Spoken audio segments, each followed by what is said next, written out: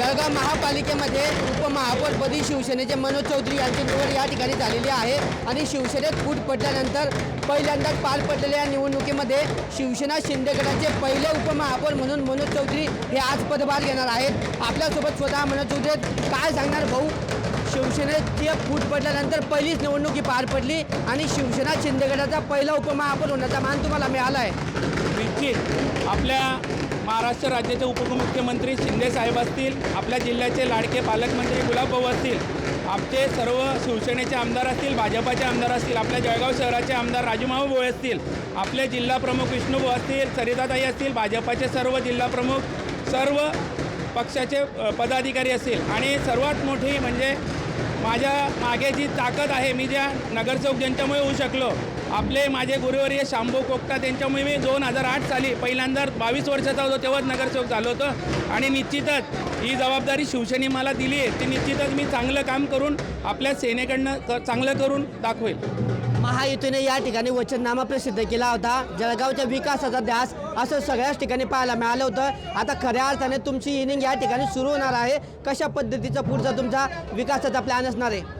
निश्चितच मी माझ्या प्रभागात एक पुस्तिका छापली होती, प्रभागाचा विकास हा ध्यास।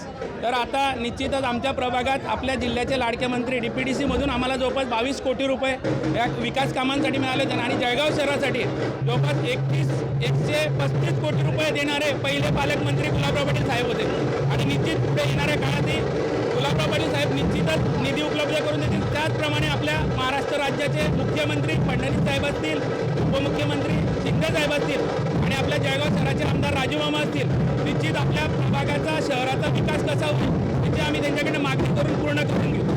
जळगाव शहरामध्ये विकासाच्या कोणत्या गोष्टींना प्राधान्य देणार आहे सुरुवातीला? निश्चितच सर्वात मोठी समस्या माझ्या प्रभागात आहे, आपल्या जळगाव शहराचा सर्वात जास्त कचरा पूर्ण माझ्या प्रभागात येतो। त्या लोकांना, लहान मुलांना दमाचा आजार होतोय, निश्चित तो प्रश्न लवकरात लवकर आम्ही मार्गी लावू सगळेजण मिळून।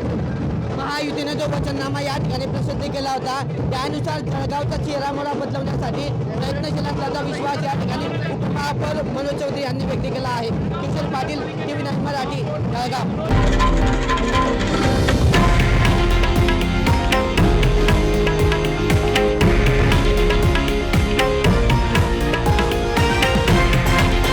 हे आहे देशातील नंबर 1 न्यूज नेटवर्क आणि आपण पाहत आहात TV9 मराठी, एकमेव।